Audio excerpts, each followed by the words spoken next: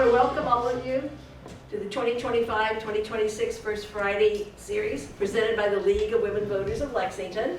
It is Friday, September 5th, 2025, 9:30. I'm Margaret Kobe, convener of the local league. With us to discuss Where's the Bus and the state of public transportation in Lexington are Susan Barrett, Transportation Manager, Town of Lexington, and Sandy Johnston, Deputy Director of Regional Transit Planning for the MBTA. There will be time for questions and answers after the program. LexMedia is recording today. Thank you, LexMedia. And with that, this is our first in this year's series. We promote awareness and understanding of public policy issues. And for more information, you can go to our website, which I'm not going to recite here right now. We are a nonpartisan organization dedicated to the principles of self-government established in the Constitution of the United States. The League works to promote political responsibility through informed and active participation of citizens in government. And thank you, and with that we will get started. Well, thank you so much, Margaret. Thank you to the League for inviting us here today. When a League member reached out to me over the summer, she said, could I do a presentation on transportation? I said, well, what are you aiming for? And she's like, well, I think maybe kind of like the history, kind of like where we've been, where we're going. And it turned out at the time, we knew the MBTA was also going to be adding additional service to Lexington. I was like, well, this could be really great timing. So I said, yeah, yay, thank you. And I see some people who were on that inaugural Sunday run. Thank you. And I said, so how about maybe I could see if I could get someone from the MBTA. So I was so glad that Sandy said he could join us. But I'm going to start off just focused on LexPress. Now, as transportation manager for the town, which I've been since January 2018, it's a really fun job. LexPress is not the only thing that I work on. It's roughly about like 35% of what we spend our time on in the transportation division. But for this presentation, I'm just going to focus on that. And these are some images of LexPress throughout the years and a LexPress to come. This right here was the very first LexPress bus. It was not quite this pinkish color, it was more of a burgundy. It was actually called Revolutionary Red. This is one of the more popular buses. What I've heard from longtime Lexingtonians, it was called the People Bus. I'm sorry you can't see all the people, but the bottom half showed different types of people of all ages and abilities riding the bus with the idea that their heads, would fill in out the windows would show the rest. And then an image of our current bus and one to come, and we'll get to that later. But let's see. Let's get my slides to work. There we go. But how did LexPress come to be? So LexPress was started in 1979, but what was going on at that time that got the citizens of Lexington to come together and say, yes, we want to start this local transit system. So over here, this is a map of the transit map in 1978. And what you see it might be hard to see, but there's 4 black lines, and they are MBTA buses. There were 4 MBTA routes at this time. Now, 2 of them might look familiar because they're very much like the 2 that we have today, the 62 and the 76. So they were called something different. And I'm going to cut across the screen just to point them out. So this one right here, it was called the 529. That's what is our 62 today. This one that went to Hanscom Air Force Base still does. It was called the 528. That's now our 76. Other routes no longer exist as an MBTA route. There was this one here that went up Woburn and to Lowell Street, and then there was a connection into Waltham. So those went away. Those 2 routes went away by 81. Both of them were gone by 81. The other thing you will see or actually not see on this map is a train route. So the year prior to this was when the last train to Boston was eliminated. In its heyday, y'all probably know there were 19 round trips between Lexington and Boston. As cars grew in importance and use, train travel declined. I won't go into the whole history of it, but also more buses were started. So long history with the train, but it was gone by this point. There was a huge storm. And there was, the huge winter storm that also just shut it down. But point is, it never actually came back. It was supposed to with the opening of Alewife, The red line was supposed to extend to Lexington. As you've probably all heard, you have Arlingtonians to thank for for cutting that. So the other thing that was happening in the 1970s is there was a major oil crisis, and this happened repeatedly. How many of you remember that? Okay, great. So long lines at the pump, fuel shortages, high prices. And I didn't put it on this slide, but I noticed when I was looking back at the population growth, Lexington had really kind of spiked in the 70s. It had grown like many suburbs did after World War II. In the 70s, we had this much larger population than we'd had before. So all of that combined, people are like, well, we need more alternative transportation. And actually, I was reading some old files yesterday. It was the League of Women Voters at the time did a study on unmet transportation needs. And that then sparked the town to put together an ad hoc transportation committee. And they were looking at what they could do. Now, as they were studying that, another thing to keep in mind is in 1975, the MBTA, in response to these growing suburban communities and their growing demand for more transportation options, put in place something called the MBTA Suburban Bus Grant Program to fill some gaps. And how this program worked at the time was the MBTA would give some money to a community if the community promised to pay the rest. At the time, it was like they'd pay 50%, you pay 50%, and you were meant to sort of fill in gaps around MBTA service. So after this committee, the group came together, they decided, yes, we're going to start our local bus service. They put a lot of work into designing the routes, planning it out, and getting a grant. And then with the help of the MBTA, they launched LexPress. And I'll show you how that, why is this shaking? And I'll show you what that looked like on the next slide. A couple other things to keep in mind, because they'll kind of creep up later, is that there was an MBTA budget crisis in 1980. So that is what led to some of the additional cuts of the two MBTA routes.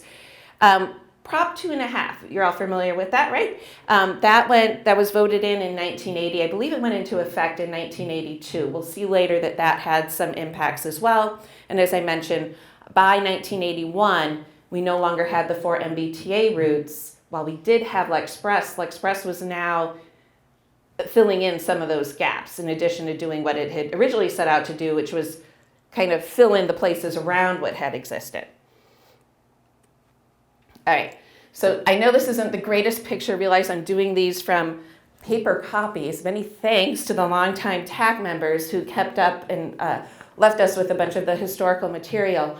But these are the routes of LexPress in 1979 when it opened. Technically, this map is from 1981, but it's the same routes. There were 4 buses that did 8 interlined routes.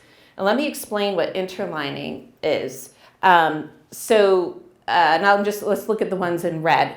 A bus would do roughly a 25-minute run. So look at that one in red. So that's like Turning Mill and off to Carriage Road, Volunteer Way. And then it would come to the depot, have roughly a 5-minute recovery time, and then it would start its other route and go around and come back, have a 5-minute recovery time, and go back again. So that was doing 2 routes in an hour. And sometimes, of course, they need to ride the whole thing, but in some cases, or just parts of it, but they were fitting in 2 routes in an hour. There's no way you can do that today. Too much traffic to be able to do that today. The frequencies were every 60 minutes. So it would start like what they would call an even route. So if you look back at that red one, that was a Route 6. They would start that on the hour, and then they would do the opposing odd-numbered route on the half hour. The service was Monday through Friday, 12 hours a day, 7 to 7, similar to what we do today, which is 7:30 to 7:30, and then Saturdays from 10 to 6. Oh, I do want to point out, might be easier on the next, I'll point it out on the next slide, which might be easier to see. Okay, so now this is a map from 1990. I'm not going to go through all the changes, throughout every year, so just pick some select years to show you differences. Some of the routes are still the same, but now LexPress is down to 3 buses doing 6 interlined routes. Some neighborhoods have been cut out. Service hours were a little bit reduced, 7 to 6:30, but you still had Saturday service from 10 to 6.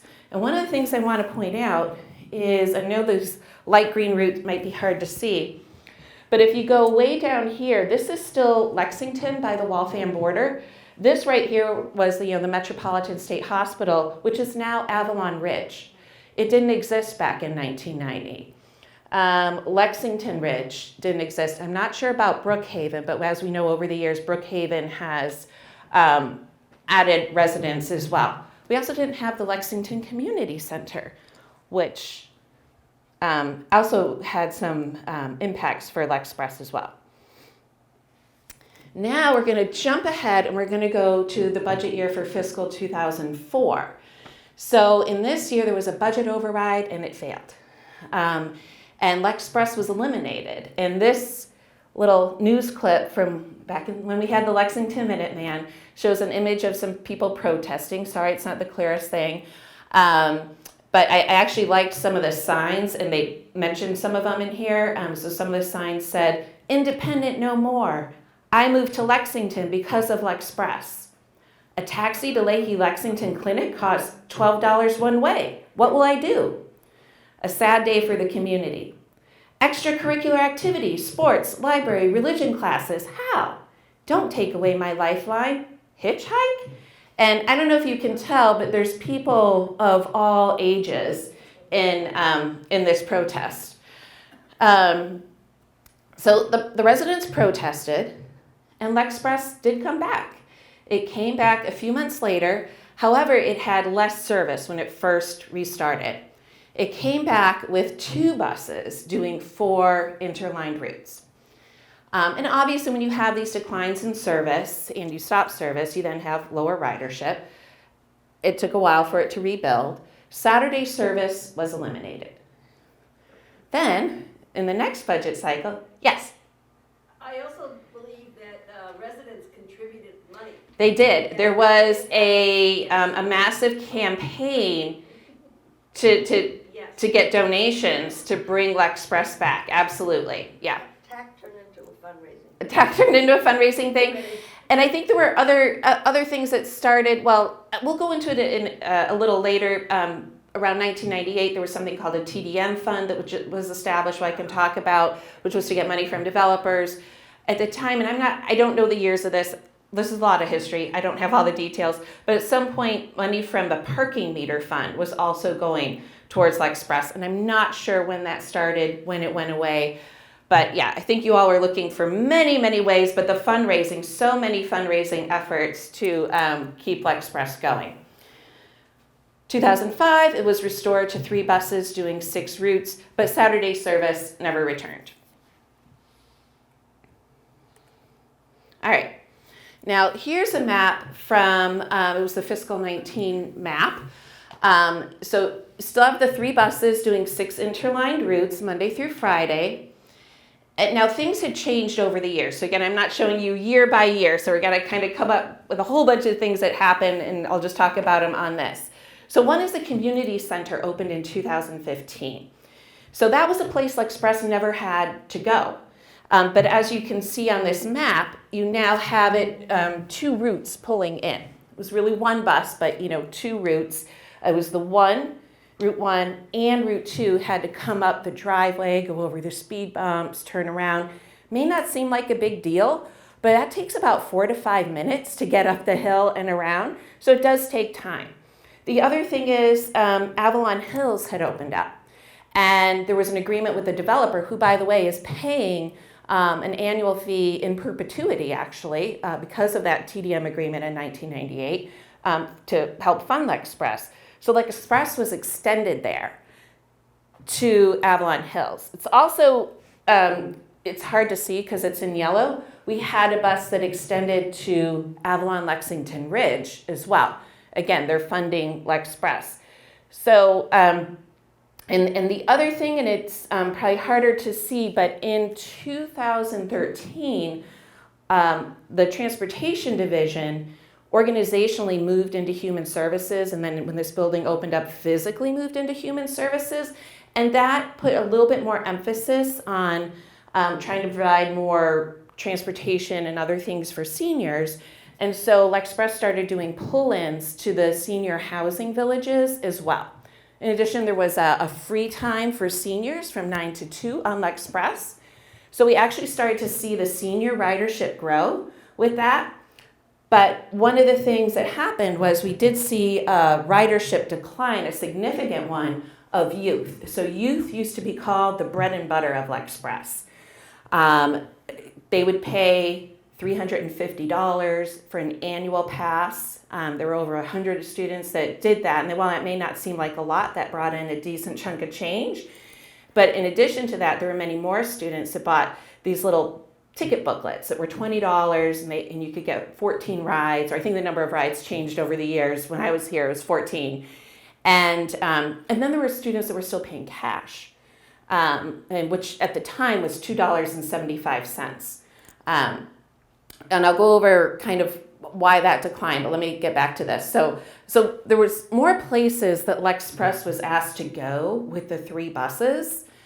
That obviously had an impact. You couldn't just keep the same schedule of every 60 minutes. So the scheduled frequencies were reduced every 70 minutes, but only in the afternoon and evening. But in reality, now I don't know when they first made this change, which I think was around 2015, to the every 70 minutes. I'm not sure if they were operating on time. I wasn't here. By the time I got here in 2018, I was noticing that the buses were running late from the very first hour of the morning.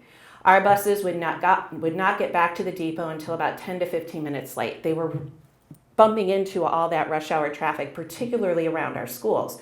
Because if you notice, we're going past all the schools, and that's what LexPress was intended for, right? Get into kind of the nooks and crannies where the MBTA wouldn't go. So something had to be done. When you have a service that's scheduled for only every 60 to 70 minutes, and it's running late, that's really inconvenient for people. And yes, we had bus tracking apps. In fact, I was telling Sandy, Lexington actually had real-time bus tracking before the MBTA due to a very energetic and bright high school student that helped get that for us back in early 2013. But even still, even though you can track your bus, if you're waiting that long, it's really frustrating. So we had to do something. And the things you can do are either add more buses or cut back how many miles you're doing. Adding more buses wasn't an option, so we cut back how many miles we were doing. And so we'll show you where that gets to. So the youth ridership, I'll just talk about this very briefly. There was something that happened around 2012 where the schools, faced with tremendous traffic congestion at the schools, wanted to get more kids on school buses, right? Which makes tremendous sense. And they felt like the price of the school bus was too cost prohibitive. I think it was like $650, something like that. So there was a vote at town meeting to bring that price down, actually to be in line with LexPress, about 300, I think it was 300 actually, not 350, it was 300, so it was a little cheaper. And then the idea was, so one of the reasons, they did a survey and they found out that one of the reasons people don't ride the school bus is because their kids have after school activities, right? So, and the school bus could only get them to and from school. So they thought that, well, if we give them a cheaper LexPress pass, then they could go to school on the school bus, but take LexPress home. So they created something called a Flex Pass, and that was $50, and you got that deal if you bought the school bus, if you registered for the school bus. And over time, a lot of people did register for the Flex Pass, but it didn't really materialize into rides. And ever since that, and I think because they just didn't have as much skin in the game, they weren't taking it both to and from school. And I think the other challenge was it was distributed by the schools who weren't also sharing information about how to ride LexPress. So I think an eager parent would just be like, oh, it's $50, I'll just check it off. And then you didn't really know what LexPress was and how it worked. So youth ridership declined 42% at this point of FY19 since the Flex Pass began.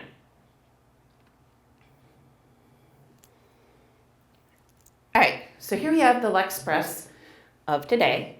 We still have 3 buses, but they're not doing interlined routes. We just call them one route. Even the thing that says A1, A2, we consider that one route. So if you board all the way up in Northwest Lexington and you go all the way to Southwest Lexington, it's still one ride. It's not 2 rides. Service is back to 60-minute frequencies, and we're rarely ever late. Of course, there's the occasional construction or major snowstorm or something that might throw us off, but for the most part, we're running on time because we wanted the service to at least operate on time, especially because it is a low-frequency service. Now, you may wonder if we cut back, why did we add something? We did add Leahy Burlington to this. One, there'd been many, many requests. There used to be a service called the B line where people could transfer. That no longer exists, but the other thing was prior to redesigning the routes, there were a couple things happening. The mall was supposed to get a transit hub, and it was supposed to be on the back end of the mall where all the buses up that way, LRTA, MBTA, LexPress, were supposed to connect. It never fully materialized the way it was supposed to. They did create a bus stop all the way in back of the mall for us. Long story on that one, but since we had to go farther, and we were now closer to Leahy Burlington, and there was no way we could even get to the mall and back in 25 minutes, we were either going to have to eliminate the mall completely, or we decided, well, why don't we just extend to Leahy? People have asked for it for years, but that made this whole route longer. We're a pulse system. When you have a low frequency service, you want it so that if people do have to transfer between buses, they can do it, which they can do at the depot, but then they all have to line up. So I could get a little too wonky if I talk about this for too long, but there's trade-offs. There's always trade-offs when you're making these changes, as the MBTA knows full well when they do things like bus network redesign. We still do the pull-ins to the senior villages. We do deviations. They're on a limited basis by request if we can do them. So if someone, for example, wants to pull into Leahy Lexington, while our route runs really close to Leahy Lexington, exiting off of Waltham Street. Oh, thank you so much. You could tell. Thank you. Exiting off at Waltham Street, the infrastructure is not ideal. So that's actually a very common pull-in that we do. We also have a bunch of folks that work over by Wegmans, some at Wegmans, some at offices behind Wegmans. So that's a common request. So we will do that as long as we can fit it in and it's not terribly inconvenient. But all those requests also help us think about, okay, should some of those requests just become part of the route? We did eliminate the Flex Pass. However, back in, let's see, this is what, we're on our 26, 25, fiscal 24. The TAC, the Transportation Advisory Committee, came up with this idea, you know, with so many free buses, which we can't do. Legally, we can't provide a free bus. They said, why don't we come up with a cheaper pass? So they came up with this idea of a $20 a year pass, the limitless pass. So for $20, no matter when you buy it in the fiscal year, it's $20, but you can get unlimited rides all the way through the end of the fiscal year of June 30th. So that was a big hit. We sold a whole bunch of them, 600 some odd ones in the first year. Ridership that first year went up by 40% and then the next year we sold 741 passes, and the ridership went up an additional 10-something%. And already this year, even though the year just started July 1, we've sold like over 550 passes so far ahead of even where we were the past 2 years at this time. So that's that. I think I only have a couple more slides. Okay, so just to give you a little sense of the ridership data sources as of now. So the Route B is our most popular route. The A is a little less popular. I will say there's certain days where they duke it out and the A might go ahead of the B. But also the B is the most efficient. It's actually our shortest route, but there's just so many traffic generators along that Route B. And there's transit connections as well. The Route C is our least popular. I am looking at ways to enhance that ridership. So currently I'm working with the MBTA to see if I can get approval to turn around at Arlington Heights Busway. The current way we go through that area to make that connection is a lot of unused space, which I'd like to reallocate elsewhere. There's probably a little too much data, but that's just sort of our ridership by time. Riders by age, you can see that seniors are still our biggest group of people. It's 39%. So again, that kind of started in the mid-2000s. They still stay strong. Sorry, that's that green segment here. Youth is starting to come back. We're now at about a third, so 29% of our ridership are youth. This one I'm really proud of. 31% of the ridership are adults. And I'm proud of that because when I analyzed data going back from 2000 till, like 2019, when I first got here, around the time I just got here, I noticed we had a rapid decline of adult ridership. So I'm really pleased to see that this one is growing. And this is when the riders ride by, like who is riding by time. And it may seem odd that we have youth kind of across the board, but don't forget we have non-school days. But in addition to the non-school days, we also have a couple programs within the schools that make use of LexPress. So the lab program is part of their curriculum. They do these life skills trips. And we also have a couple programs at the middle and high school called the independent learning program. So all part of the special education program. They take trips, they go to the mall, they go to Market Basket and places like that to learn life skills and to learn how to ride transit. One of the nice things about it is some of those kids, when they graduate, continue to ride. We have a woman that has ridden every year that I've been here, and she's worked a couple different places, but still rides LexPress to get to her jobs, and she graduated from the lab program, so that's really nice to see. Where will LexPress go in the future? Well, we shall see. We get new buses. They will arrive sometime in the fall.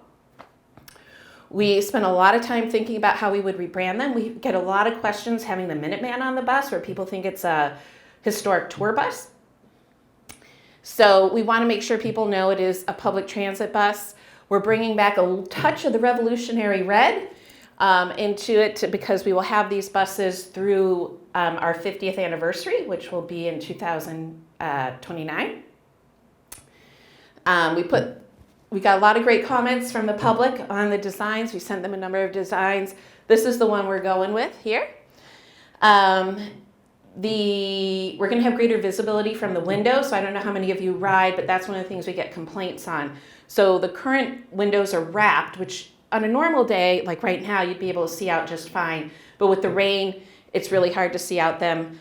Also, it's just slightly lower, which gives greater visibility. Looking for some interior tech enhancements through a grant, adding more grab bars, talked about the MBTA, mentioned our 50th anniversary. I've been doing a lot of travel training for people of all ages. So I started something a few years ago called Transit Explorers for kids in 6th through 12th grade. I teach them how to ride both LexPress and the MBTA, and then we take trips on each. Lots of fun. Last year I started that for seniors. But we do a variety of that sort of thing, continuing to marketing and educating people about the service, working with other transit providers, regional entities, seeking grants, sponsorships, TDM, so that's Transportation Demand Management. Again, that was started that stands for a whole host of things to get people out of cars, but in Lexington we also have this stabilization fund.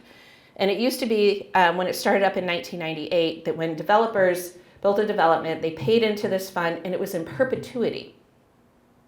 Then in 2013, that became, if they contributed, which wasn't always the case, because it was on a request basis, it was a one-time contribution, not in perpetuity. So when you have ongoing operating expenses, one-time contributions means you have less money to pay for the sources. So, and just looking at other potential things we can do.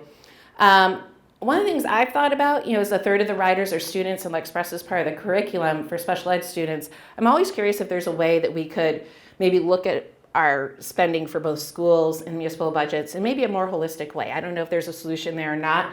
It always seems to me that there might be. Now, if you have any questions, here is my contact info. And after we have Sandy talk, we'll move right into Sandy. I'll be happy to take your questions. And thank you very much. And Sandy, I'm going to pull up your slides. And I hope I didn't take too much time. All right.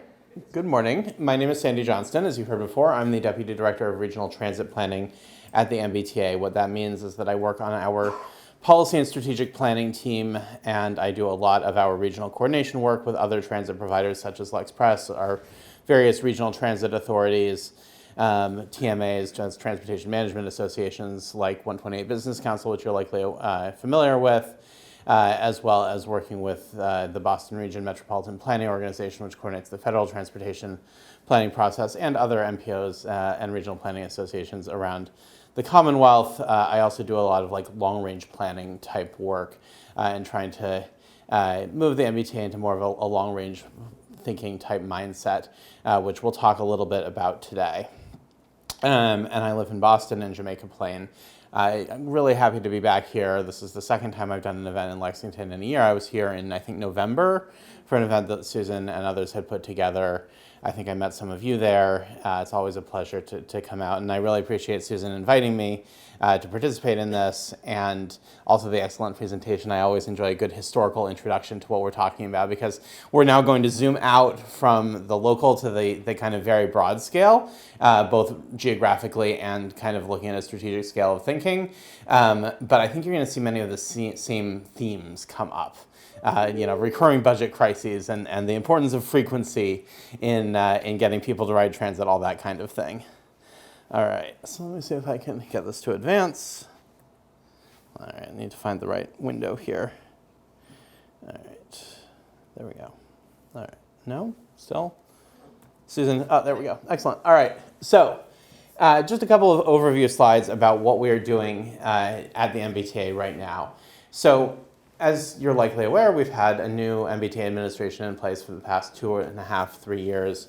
General Manager Ang, I think, has been a great leader in leading us into kind of doing things differently, right? Trying to increase efficiency and spend the funds that we have wisely, really building trust. That's a major focus for us at the MBTA right now. We know that there's been a loss of trust over the years, and that we've not been able to deliver on everything that we've wanted to. So across the board, trying to deliver well and rebuild that trust with the public through meaningful capital projects, through service and reliability. Trying to communicate and reinforce the value that the MBTA has to our communities, to the Commonwealth. Be honest about what things do cost. You've heard Susan mention trade-offs before, and that's a very real one, and kind of talk and communicate well about where we're going from here, which is more where my team comes in. A few things that we're excited about that we've been doing, I think, a good job with recently. I'm sure you've all heard about the track improvement program, which eliminated speed restrictions on the heavy and light rail systems, increasing service across the board on all modes, especially on commuter rail and bus, but really now speeding up the rapid transit system as well, which has that kind of recurring positive cycle where you can run more trains. We're making major progress on making the system more accessible. It's not perfect, but really making huge progress on the rapid transit system in particular, and increasingly on commuter rail as well. I would say really the biggest thing that has changed around the MBTA since I started, and I started in January of 2023, so about 2.5 years, is just how many more people there are. We really hit a low back in the early 2020s, and now we're actually targeting over 7,000 or almost 8,000 people for fiscal year 26. The slide is maybe slightly out of date, and I will just say, in addition to our internal understanding of what we need to do to staff the system, bus operators, mechanics, train operators, everybody who's out there on the front lines and doing the really nitty-gritty work to put service on the road or on the tracks every day, the kind of support that the MBTA enjoys in this, the vibes, I should say, politically, have really changed radically. It used to be the MBTA is overstuffed and inefficient and has more people than we can handle, and now it's why can't the MBTA hire faster? So we're really appreciative of the support of folks in the Commonwealth generally in kind of understanding the importance of that. One thing that people on my team have been emphasizing a lot is this income-eligible reduced fares program that makes the cost of the T down by half if you are participating in certain other state of Massachusetts social programs is automatic eligibility verification through that. We're trying to get the word out. I think the recruitment and kind of eligibility numbers have been really good, but there's always more people who are eligible who have not signed up, and we want to make sure that folks know about that. And one thing that some of my colleagues are working on right now is rolling out a program that will enable enforcement of bus stop and bus lane moving violations by camera. That was authorized by the legislature last year, end of the session, and we are rapidly working up a program to get a pilot set of buses on the road that's equipped with that information and then rolling it out. Huge problem for accessibility when you have people blocking bus stops for the MBTA and for other operators. Huge problem when you have dedicated bus lanes in some places that are blocked by folks who are driving them. Municipalities also have a role in that. The legislation authorizes towns and cities to enforce stops, in particular with stationary cameras. I'm sure I have other colleagues who can fill you in more on how the details of that work, but it's both an MBTA and a municipal responsibility. So this is really the core of what my team does. We're thinking about the future of the MBTA. Where do we go from here? So we've made a lot of progress in stabilizing the system and on modernization. So where do we want to be 10, 20, 30 years from now? So we're thinking about maintenance and making sure the system continues to be safe, lots of new service, and enhancing reliability, connectivity, meaning just making sure that more people can access the system. Thinking about threats to the system, security, but also really thinking a lot about resilience. There have been a few high-profile incidents. I'm sure many of you remember the winter of 2015, 2016, where storm systems or other natural disasters have caused huge problems. We have a lot of systems very exposed to flooding in particular. So at sometimes, I don't have it today, but sometimes I have a slide about the incident in Leominster, I think last year and 2 years ago, where a culvert washed out under the train tracks, and that was part of the huge storm system that caused a lot of problems for the city of Leominster generally, but also for the MBTA, and we had to kind of work together on finding solutions and rebuilding that. And then I mentioned the workforce numbers, but really building and training a workforce both for our needs now and for the future. My team is the shepherd of the MBTA's strategic plan, and I won't walk through this all in detail, but we always make sure to include our mission, vision, and values. So we're about serving the public by providing safe, reliable, and accessible transportation, and we envision a thriving region, and that's really working with our municipalities, understanding the role of the T, emphasizing the role of the T, in making sure that the state and our municipalities can have the economic development they need, that people can get to their jobs and activities and have affordable housing, all enabled by a best-in-class transit system. And then we have our goals: safety, modernization, state of good repair, transparent communication, workforce, service and economic vitality, sustainability and resilience. Mode shift, we really want to have more people riding transit and communicating our costs. All right. So one thing that my team has been working on over the last year and a half or so, almost 2 years honestly at this point, is a process that we're calling Choose Transit, Full T Ahead. And you may hear the Full T Ahead tagline in a variety of contexts, but at its core, it's about a kind of midterm set of priorities for where the MBTA wants to be service-wise. So thinking out 10, 15 years, these are not things that we can attain immediately. In many cases, there are significant capital and workforce investments that need to be made before we can get there, much of which is currently not funded. But this is all about increasing the quality of the rider experience and really on making transit the mode of choice for as many trips as possible. And we have kind of 5 principles that apply to all of the modes to drive this. So robust, reliable, all-day and frequent service, those are all important words. We want to be serving as many trips as possible at as many times as possible. Timely and appropriate maintenance with less rider impact. I'm sure you're all familiar with the way we've had to shut down elements of the system to do long overdue maintenance. That has been, I think, a painful but necessary experience. We don't want to be doing that indefinitely going forward, but there are real trade-offs in terms of the amount of track time that is required to do maintenance and the amount of funding that is required to do maintenance, that both of those elements have not been consistently delivered over the last really decades, and that's why the T finds itself in this continuing cycle of falling into both a funding crisis and a maintenance crisis. Accessible, safe, modernized, and multimodal system. We have our little person sitting at an improved bus stop there with signage. We want to make sure that people can access the stops. but also that our different modes, our buses, our trains, our commuter rail trains are all working together, and that we're working together with our mobility partners like LexPress. Good real-time information and communication. As Susan mentioned, LexPress was ahead of us in rolling out real-time data. I think we've got a really good data system and architecture in place now, a really good team working on that, but there's always more things that can be done. You may be familiar, we've just rolled out the MBTA Go app over the last year or so, the MBTA's first kind of in-house app to complement other apps that are available on the various marketplaces. And a transit network that kind of serves the changing needs of today and builds for the future, always having an iterative process of saying, okay, what do we have now and what do we want to have? Trying to anticipate needs as they emerge and marry the kind of short-term service planning that's responsive to what we're hearing with longer-term priorities. And just to give a snapshot of what this kind of means when the rubber hits the road for different modes, and we have a more detailed version of this, but I don't have it with me today. For regional rail, that is commuter rail, we're trying to rebrand it as regional rail because it's not just for commuters. That means increasing frequency all day, and especially on the weekends, trying to get to headways, that is time between trains of 30 minutes or less for many inner core vicinity, like roughly within 100, 128 stations, as well as on certain other corridors that do have pretty high ridership. On the rapid transit system, heavy rail, light rail, it's all about increasing frequency. The more frequency is freedom, some people in the transit world like to say, and the more often the train comes, the more people are going to ride. On bus, again, coming back, increasing service, trying to bump it up 40% from where it is now, and with a special priority on distributing service to folks who really, really use it the most. On ferry, we're very excited about developments with our ferry system. We've got a new kind of one dedicated person working on ferry for the first time in the history of the MBTA, Dave Perry. He's great. You should talk to him about boats. He loves boats.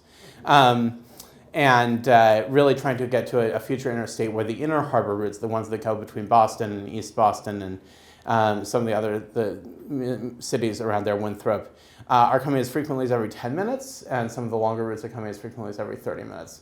Ferry ridership has been a huge bright spot for us. It's still a very small percentage of overall ridership, but it's above, I believe, where it was pre-COVID, and we are at times leaving people on the docks, actually, especially on weekends on the Hingham route, because ferries are strictly limited by federal regulation. They can't take standees. There has to be a seat for every single person. So that's, I talked about serving all kinds of different trips, and the ferries on the weekends especially. The Lynn ferry also does great weekend business. People are using them for non-commute trips, which is fantastic. And on paratransit, the ride, really trying to get that really super well integrated into our fixed route service. It can sometimes feel like a totally different experience. We don't want that to be the case, and we understand that there are people who will need to use the ride for some trips and fixed route for other trips. All right, so I do have a few slides about kind of what we're doing in Lexington, and I will go through it relatively quickly because Susan covered the local perspective in great detail. As I'm sure you're all familiar with, we just had some very exciting service changes that are bringing a lot more service to Lexington. Have our little graphic over here, and this just came online on August 24th, which separated the 62 and 76 as different routes and brought more frequent service to both. And Route 62 now runs every day.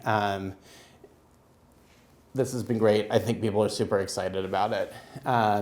My colleague Margot Fleischman, who some of you may know, was a long-term select person and civically involved in Bedford, was out there riding on the first day. I think some of you are in these pictures. Yeah. And so she sent me these pictures. These are great. I think I saw them on some Lexington news sources as well. So just happy people, like enjoying buses. I like buses too. And these slides are a little bit older. These I had put together to inform the conversation that we had last November, although I think they didn't make it into the final version of the deck.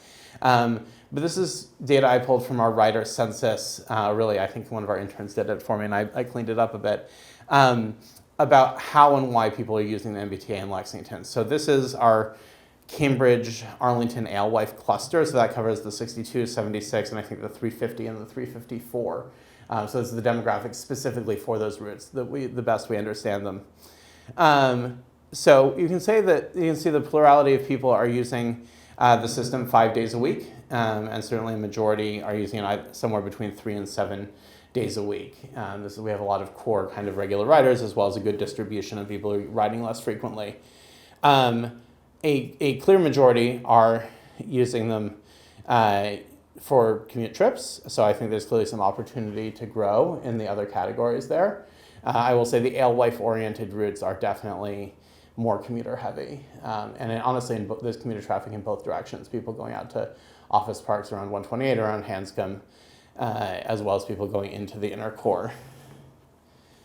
And in terms of who's using it, we can see that the largest clusters are in that kind of middle to low household income area. And again, this shows the system-wide as well as in green, the Cambridge-Arlington clusters of the local routes. So in terms of household income, a majority, 55%-ish, are below 80% AMI. Gives you some sense of who's riding, and then it kind of tails down. In terms of age, most people are in that adult cluster, somewhere between 18 and 64.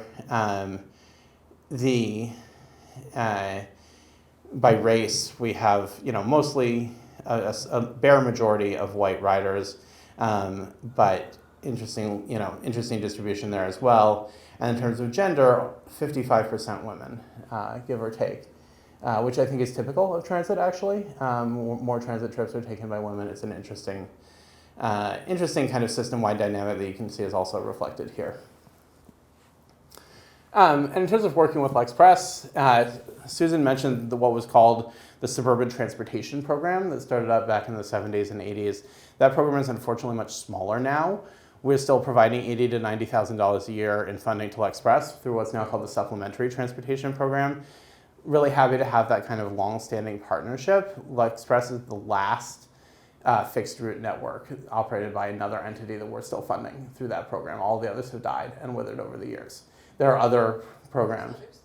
Not fixed route, I don't think. Mission Hill. Sorry, yes, there's the Mission Hill link. One small bus route in Boston. I totally forgot about that. There's a few others. I don't think so. Dedham is gone, Burlington's gone, Bedford is gone. There are microtransit services in a few other places that we're helping to fund. As far as I know, Lexington is the only suburban municipality that's kept its fixed route service going. There are other types of services, elder services and councils on aging, that kind of thing that we're still funding. And that program, I'm not a full expert on, but I've heard about it from some of the people who ran it over the years. Kind of had two purposes originally. One was to serve kind of local transit services like LexPress. The other one was to preserve some of what had been privately operated commuter routes into downtown Boston before they were taken over by the MBTA because they were not making a profit. Most of those have almost all of them have gone away, especially as the commuter rail has improved in quality. People prefer trains to buses, and as regional congestion has gotten worse and the bus trips ended up being non-viable in most of those cases. But we used to have a much more robust network of suburban express buses that had originated as private services. And we are always looking for opportunities to coordinate on infrastructure, like at Arlington Heights. I have a meeting on Monday. Susan, I don't know if you're in this meeting. MAPC is doing a study about the mobility in the Burlington Mall area. I participated with them on that. I was invited to that, so ping me. But we're meeting with MAPC and the town of Burlington to talk about a transit hub at the Burlington Mall and bring together MBTA, LRTA. There's a TMA shuttle that operates in the area, and of course LexPress. I am kind of supervising a study that we're launching with the staff at the Boston MPO to look at the rider experience at connection points between different systems. And then we're always looking for opportunities to coordinate schedules as well, because especially if you have infrequent services, you want to make sure that there are time connections as much as possible. So on that theme, and I'll just go through this pretty quickly, one of the things my team has been working on that we're very excited about is this mobility integration plan. It's not out in the public quite yet. We're still getting the final sign-offs, but it might go to the MBTA board soon, or it might just get released. We're not 100% clear. But we've been working on this for basically 3 years at this point, honestly, before I was at the T. And that's going to be a guide to how the MBTA builds connections between its own modes and between itself and other providers. And that can include kind of physical connections like bringing LexPress buses onto Arlington Heights Busway. It can include service connections, like scheduling buses to connect or buses and trains. I've been doing a lot of work with connecting commuter rails with commuter rail schedules with RTA and TMA schedules. Fare bundles and packages, a little bit less relevant right now because most of the RTAs are fare free. And then you get into the concept of mobility hubs where you're bringing together multiple services and different options in one place, as well as kind of service or fare bundles. You might have heard of mobility as a service, the idea of being able to pay for multiple options in one way. This is really important for us because a huge number of MBTA trips involve a transfer. Our numbers on it are not reliable, as you might see from the wide error bars on the 15 to 33% of trips. But almost a huge majority of our stations have some kind of intermodal connection, and we know that sometimes that rider experience is not what it should be, and want to make sure that we're thinking about that really intensively and carefully. So this is more of a strategic level plan. It's not going through every single station on the system and saying, here's the improvements we're going to do, but it's kind of organizing us, there we go, organizing us to get there. Few kind of early action things that we've done in this vein. We're working with MassDOT to develop as comprehensive a map as possible of all of the transit services in the Commonwealth. So the MBTA, local services like LexPress, the regional transit authorities, transportation management associations, councils on aging, literally everything that you can possibly think of, getting it into a digital format, putting it on a map. It's probably not going to be publicly available quite yet, but we are kind of trying to get there to have something that's at least available internally so that we can interrogate whether those connections exist. I mentioned we've been coordinating our regional rail schedules with the RTAs. Traditionally, the RTAs had gotten the changing commuter rail schedules at the same time as the public, and now they see them several weeks earlier so that they can change their timing to connect to trains, because in many cases they operate a shuttle that is timed to connect to a specific train. And we've actually recently, just a couple of weeks ago, met with the TMAs as well to extend that coordination to them. It's not, the most perfect schedule coordination in the world, but they've been really good partners and they're very excited about it, and it's going to make a lot of people's trips easier. We have kind of one inherent long-standing connection, which is that commuter rail passes, if you buy a monthly pass, work on the rapid transit system as well. Something I learned recently is that if you hold a commuter rail monthly pass, actually RIPTA in Providence and Rhode Island, they'll honor it as well. You just kind of show the driver. It's a very informal system, but it works. For several years now, we've been partnering with Lyft to offer on-demand paratransit trips for folks who don't need a wheelchair-accessible vehicle. That program's called RideFlex. It's been very successful, and people really like it. We've been working with 128 Business Council on trying to get some wayfinding improvements for their shuttles at Alewife. Going to be some longer-term opportunities there as that site is redeveloped. We have a number of places, again, Arlington Heights, where we have RTAs, TMAs, other operators coming onto MBTA property to do drop-offs, most prominently Alewife and Ashmont, I think. In many cases, those are just kind of informal arrangements that have existed for a long time. We're trying to get everybody into a formal license process so that there are no insurance issues. But we have to first know where all of those things are happening, and tracking that down is a kind of a pain. And something that my team kind of helped with a lot is getting a grant from the Boston Region MPO to modernize our pedal and park infrastructure. We have, 14 pedal and park bike cages around the system. I think one of them is at Alewife, and we got $2.5 million from the MPO to modernize them and upgrade the control systems to be compatible with our upcoming new fare system, and also have some powered lifts. So if you've got a really heavy bike, I know I have an electric trike, that you'll be able to put those in. So if you ride from the Minuteman into Alewife, a year or two from now, hopefully you'll have a much nicer bike cage there. One other thing I want to mention is the program for mass transportation. This is a 25-year strategic capital program that the MBTA is required by state law to prepare roughly every 5 years. The last one was called Focus 40, if you've heard of that. That was prepared in 2019. You may notice it's been more than 5 years. That's because this almost never actually happens on the 5-year cycle that state law recommends. So it's a big long-term document. It becomes a way to kind of highlight MBTA progress and priorities in a big public-facing document that involves a lot of public outreach. It develops a lot of ideas for where we can spend capital funding going forward, and is a tool for public engagement about understanding what the public's needs are. In terms of the core requirements for the program for mass transportation, it needs to be formally reviewed by the MBTA Advisory Board. It's supposed to kind of give shape to the MBTA CIP, Capital Improvement Program, which is our 5-year rolling capital program. And there are certain entities that have to be, by law, consulted in its development, so the regional transit authorities, various executive branch offices, the Metropolitan Area Planning Council, and a few other folks. And then again, that 5-year requirement. I don't have a ton of details to share. This got kicked off a couple of months ago. We're still really developing the scope and making sure we know what's going to be going on with this. It's being managed, the contract with the consultant team is being managed by MassDOT's Office of Transportation Planning, and my team at the MBTA is kind of the client for the work. We're expecting to have a final work product sometime in late 2026, early 27. So keep an eye out. There will be events and communications related to this. It's a great opportunity to kind of express what folks' needs are for the long-term future of the MBTA. And then I just want to conclude with a slide I've used at a few different things that we call kind of call to action and partnership. And this is like, what can you do to help out with the MBTA?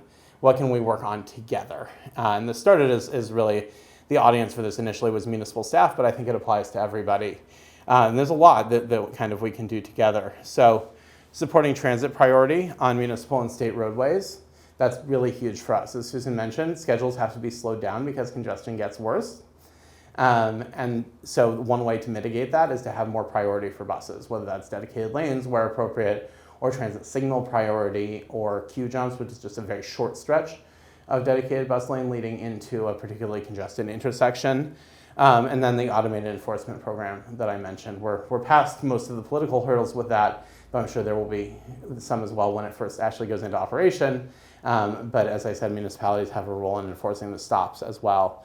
One thing that's a major emphasis kind of for me personally, as well as for our system-wide accessibility department, is clearing snow and ice from routes to transit stops. That's a local responsibility. In most cases, it devolves on the landowners. And as I'm sure you're all aware, it can be very inconsistent. But we don't really have a program around it yet. The MBTA does clear snow from certain stops that it has taken responsibility for, but as somebody who walks to transit, it can be really, really hard in the winter when there's snow and ice on the sidewalks, even when there are sidewalks, and a real slip and fall hazard for folks. Helping to support MBTA frontline staff by facilitating restroom access. We're doing a lot of work for our bus operators now, trying to make sure that they have access to restrooms every, I think, 2 hours when they're running their routes. Sometimes that's going to involve working with a gas station or a municipality where the driver can hop off or near their layover spot. And our bus team has been putting a huge amount of work into that. This is related to the snow and ice, but providing safe routes to transit stops for folks walking, biking, and rolling. Though we've still got especially a lot of bus stops where there isn't really much accessibility leading up to the stop. Sometimes no sidewalk at all, sometimes limited sidewalk. And we want to be working with folks around the region to kind of find what funding and implementation ability we have to make sure that people can get to the stops.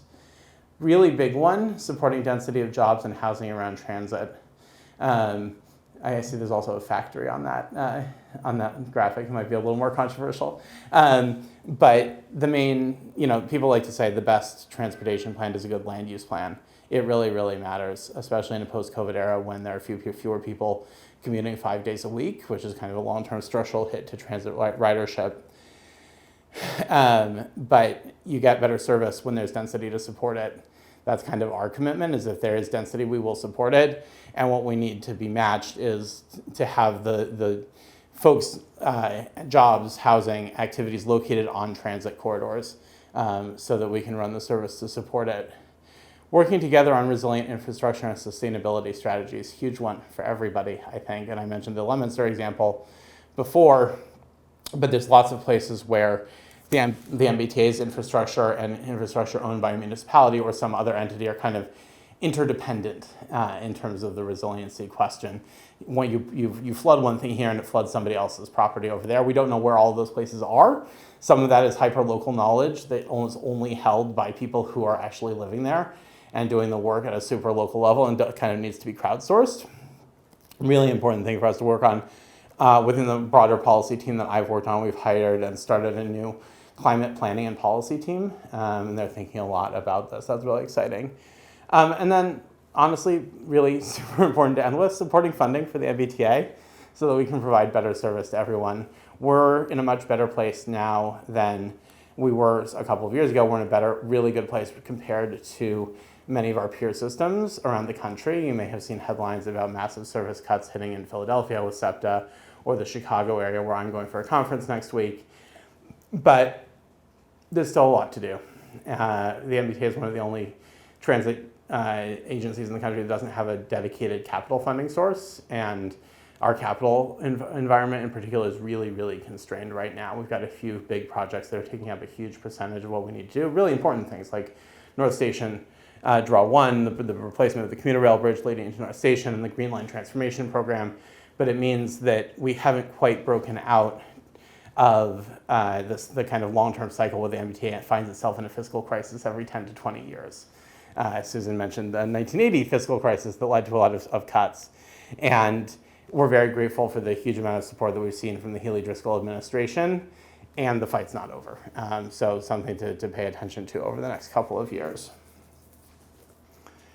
So thank you. I don't know if you can see my email here in yellow. I do have business cards with me. It's sjohnston2@mbta.com. You can also ask Susan. She's got my contact information. We talk a lot. But thank you. Always really great to come out.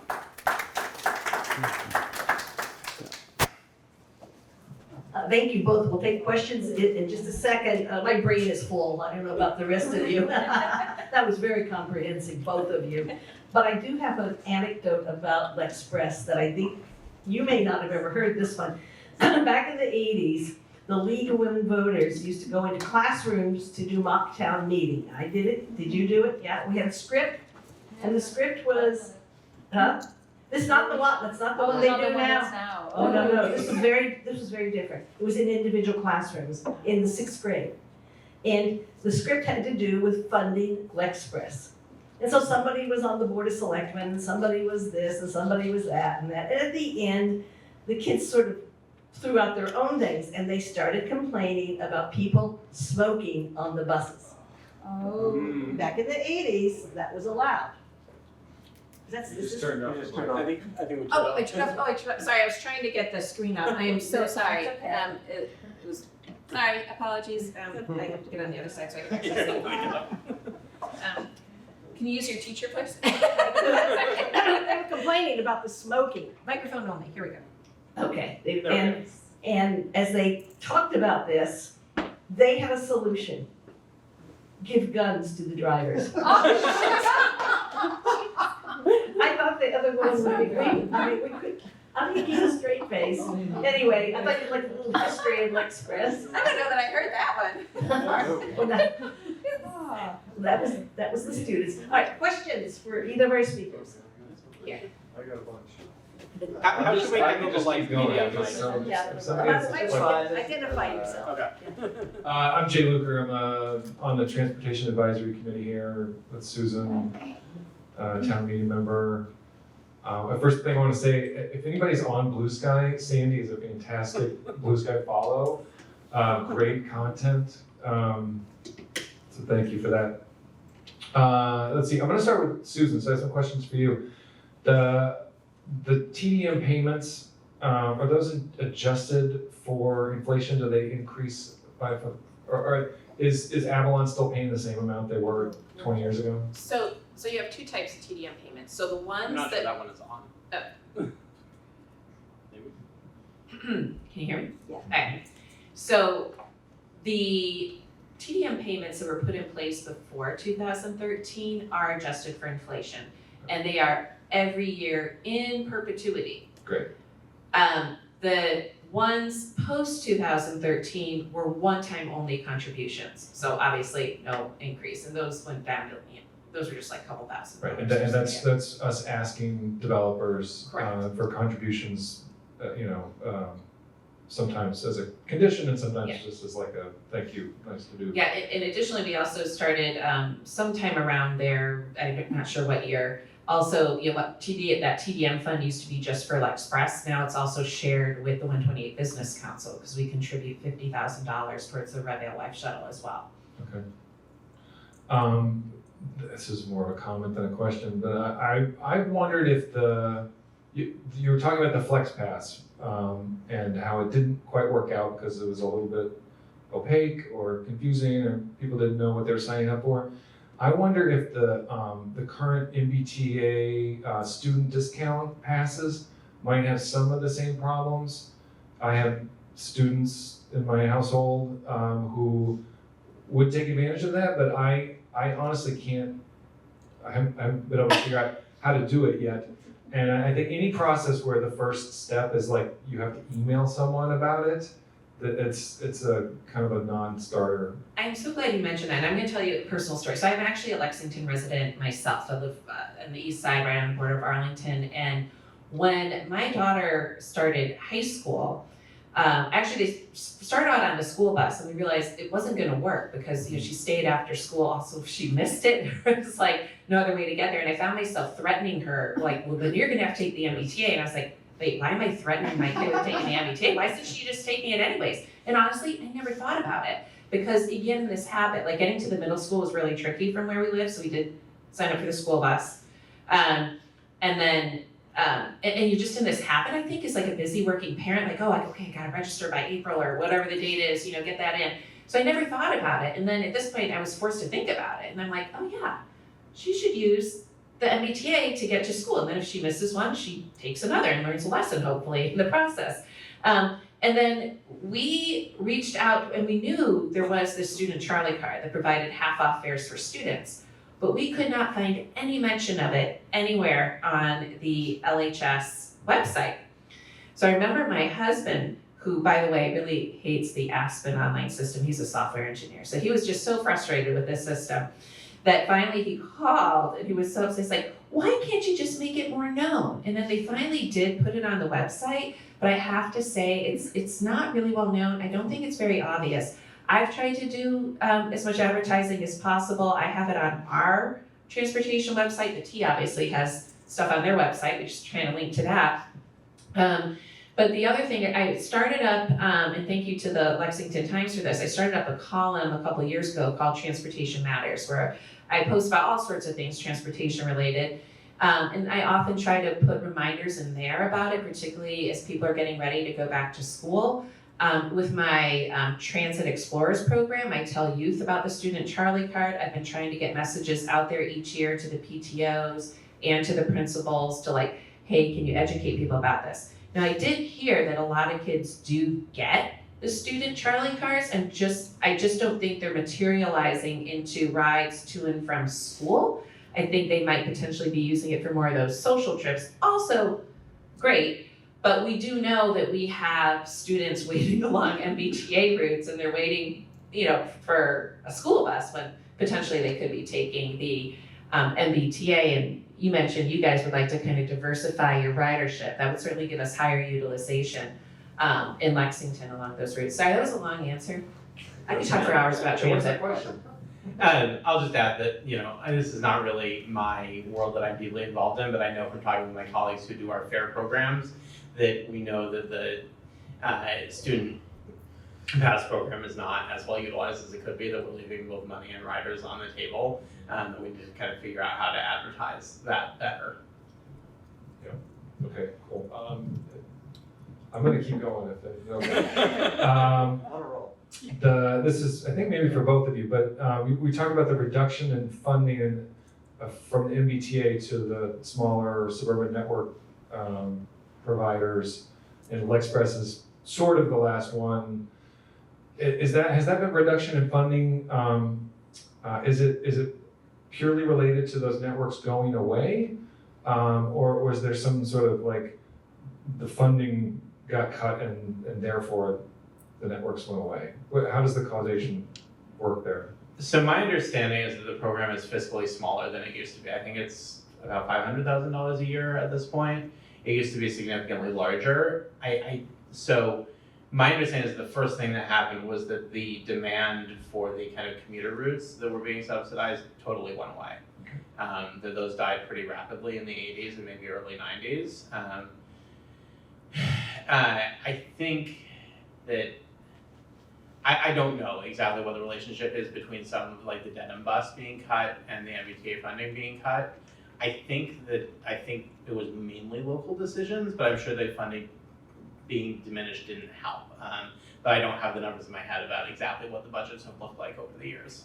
Right, so the $80,000, $90,000 that LexPress gets from the MBTA, I think is maybe not quite 10% of the overall budget. So Correct, yeah. if it went away, it would hurt, but it's not gonna pull the rug out from, like, we wouldn't have to cancel the program or cancel the. Well, I can't speak to that. I know certainly as a staff I'm not person, we're always suggesting- asked to be I'm just trying to- very careful with our budgets, sharpen the pencils, see where you can cut, because we don't want to go to the residents and ask them for an override. So while it doesn't sound like a lot, I do think we'd have to think about where those funds would come from. Right. Yeah. Okay. Yeah, but I have not heard, we have a contract with the MBTA, we already know the amounts we'll be getting all the way through FY28, and it is increasing each year, but, always within that kind of, just under 90,000 range, yeah. Okay. Well, and it started at 50, and that was like almost 50 years ago, so it hasn't kept proportionally at all. So, yeah, that's right. I mean, it started that they were only offering 50 and we had to match the 50, and then anything else we wanted to do was fine. But Okay. gradually went up, and I think for a while it was 70, but I mean, it's nothing, it hasn't kept pace. Okay. 'Cause Yeah, and I think, these other programs that existed that went away, and there used to be even like Winchester had them, Burlington had them, other towns had these programs. When they were faced with these budget cuts, because, we mentioned, the impacts of Prop 2.5, then they would start to cut their system. So for example, Burlington had a 3-bus system, I think it was 3 bus, 6 routes. It went down to 2 buses, and then at one point, 2 buses doing 7 routes. Oddly, they increased the routes, but 2 buses doing that. Then it was down to 1 bus doing 7 routes. That means each route, the frequency on that is incredibly low. I mean, it's like every few hours and very, very confusing. So at that point, you then, really kind of forcing your riders off anyways, That's like Greyhound bus frequency. All right, so, okay, I'm gonna zoom up high level. I wanna know, funding sources. I think that, a lot of times we try to fund things, with sources that come from things that we wanna see less of. And I think the big example there for me would be like funding things through the gas tax, right? Like, we wanna see less driving, which means the gas tax revenue would decrease. So we tie our funding to that, seems like a bad idea. Is that universally true? Is it something that the MBTA thinks about, or the other transit agencies think about a lot? And how do you identify other sources and, yeah. Yeah, it's a great question. I have a lot of colleagues who think about these things very carefully, and I'm not kind of a budget person. I think what you're positing, Jay, is a really interesting question. So specifically about the gas taxes, I think you all know a number of years ago, the voters of Massachusetts rejected the idea of indexing it to inflation. So that was a big hit to the budgets. More broadly, the Future of Transportation Task Force that was convened recently, of transportation funding, kind of hit on one really important core insight, which is the gas tax is going away, right? There is going to be a transition to electric vehicles. It might be slower with certain developments at the federal level than we had hoped, but it is going to happen. We are going to have to find an additional revenue source. So specifically for the gas tax, there is going to be a need, whether it's in 5 years or 10 years or 20 years, probably to transition to some kind of vehicle miles traveled tax. That seems to be the most likely candidate, even if there are significant privacy concerns and other implications. In terms of the idea that of a, I don't know, what we might call it a sin tax, right? That you want to, Yeah, right. you might want to tax It's always something really- to get people to do the another thing. Yeah.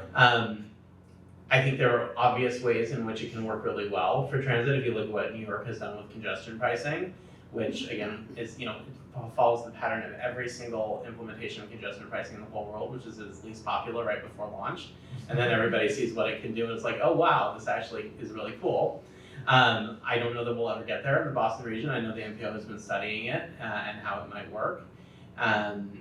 But that is an obvious kind of parallel to the gas tax in the sense of you're intentionally trying to reduce driving and direct some of the funding to transit. I think a really interesting example is how we think about funding from development, these TDM funds, or broadly kind of what we might call value capture, because I think broadly at the regional scale we want to see more housing development and need to help our affordability crisis. But the more taxes we try to exact from housing, from newly built housing, the harder it gets to build that housing. Right. And so for transit, that's a really difficult chicken and egg problem, because we think, okay, somebody wants to build a tower next to our station, we'd love them to build us a new entrance to the station, but that costs $30 million, and how do you avoid a last in problem with kind of the last developer to an area who's creating a new demand that's gonna put people into the station that's gonna exceed code, they have to pay for all of the improvements. Mm-hmm. So that's something I know we're thinking about really carefully.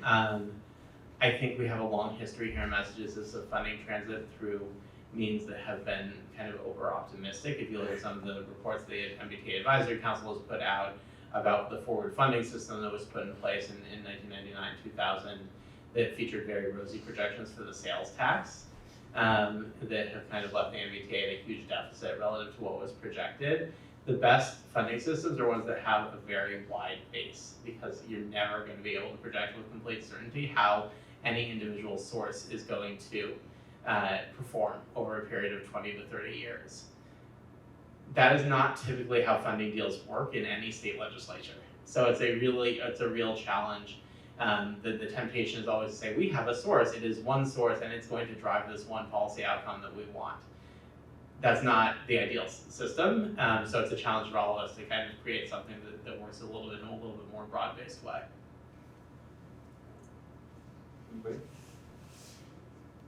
The millionaire's tax might be a model. Oh, did you? No, go ahead. Like I think it'd be great to see fewer millionaires and billionaires, but they're not going away. So that's a sin tax that maybe works. And it's been working great. It seems like it's working really well. Yeah, I mean, we're very grateful. I think folks at the team will tell you that we would love to see more of the split between education and transportation directed to transportation. It hasn't quite been 50% to transportation, but obviously fair share has been overperforming relative to expectations, and that's been a very nice windfall for us at the T and other entities as well. It's 11 o'clock, but we probably can stay a few more minutes. Does anybody else have a pressing question? No, but thank you. I have a quick question for you. I have an MBTA senior Charlie card. When I lost it or I had my pocket picked, I had to go get a new one. I had to go all the way to downtown Boston to get one. And has that changed? So I know I don't work for the MBTA, but I answer this question all the time. It's so much easier. There's just a phone number. And if you just need to renew one or you lost it, you just call. And I have that phone number downstairs. I don't remember it off the top of my head. It's likely on your card, or just go to mbta.com. But it's super it's on easy. Your card and you've lost your card. The other thing that's new and exciting, and it started with COVID, although maybe it was in the works anyways, is you can now apply for a senior Charlie card online. You don't even have to go in person, so it's really. I'm glad to hear that because I know when they first came out, they came out to the communities and had times, but they only did that once, and then after that you had to go to downtown crossing. All right. Well, I'm glad you knew the answer to that question, Susan, because I didn't. Anyway, but I like my senior card. Yeah, I think it's great.